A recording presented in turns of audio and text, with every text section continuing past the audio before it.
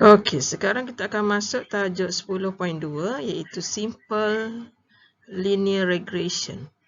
So, kita ada 3 objektif. So, yang pertama, find the regression line using the least squares method and then interpret the regression coefficient.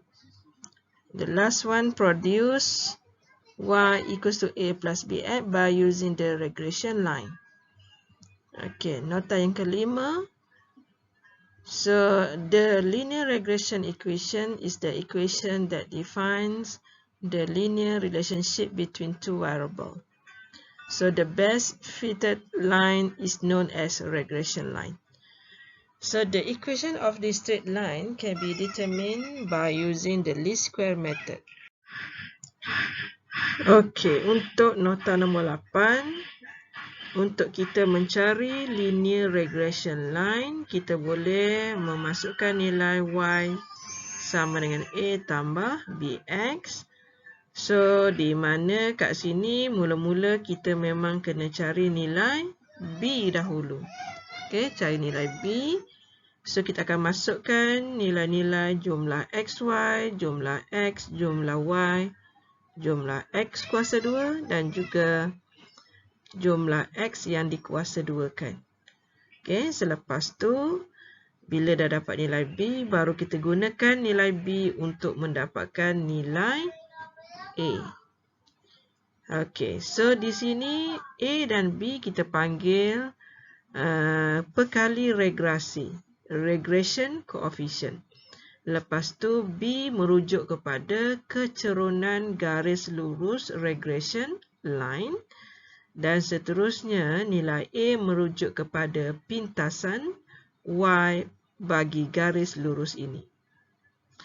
Okey, so ada satu lagi rumus yang akan diberikan semasa exam iaitu rumus A sama dengan Y bar minus BX bar. Di mana nilai Y bar ini merujuk kepada jumlah y per dengan n. Per dengan n. Dia akan jadi sama dengan rumus yang kat depan lah. So kalau exam kita tengok betul-betul sama ada kita perlu guna rumus yang asal ataupun rumus yang telah diringkaskan. Okey, kita rujuk contoh 4 untuk memahamkan proses mencari garis lurus regression. Okey, so untuk soalan contoh 4, terdapat 15 pasangan data dan untuk soalan ini dia dah bagi maklumat hasil perjumlahan ke semua sebutan yang kita nak. Okey, so untuk mencari linear regression equation, rumus B diberi dalam soalan exam nanti. So, tugas kita cuma menggantikan nilai. Sebagai contoh, nilai B bersamaan dengan, B bersamaan dengan N kita 15 darab dengan 72867. Tolak jumlah X 495 darab dengan jumlah Y 2025. Kemudian kita perkan dengan N 15 darab dengan perjumlahan X kuasa 2 7783 tolak dengan 495 kuasa 2. So, daripada pengiraan nanti, kita akan dapati jawapan kita ialah negatif 0.7065.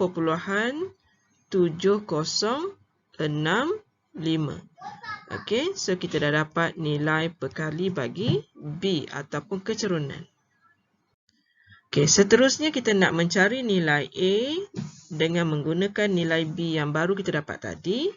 So, kita akan dapat jumlah Y iaitu 2025 per dengan 15. Tolak nilai B tadi ialah negatif 0.7065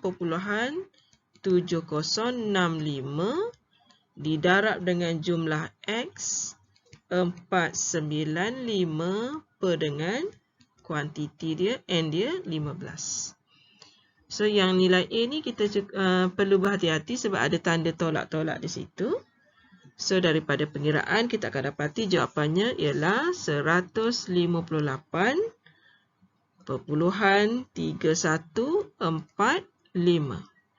Jadi, persamaan garis lurus regresi bersamaan dengan A iaitu 158.3145 A tambah dengan B, BX. So, nilai B kita negatif 0.7065X. Yang ini dinamakan persamaan garis lurus regression.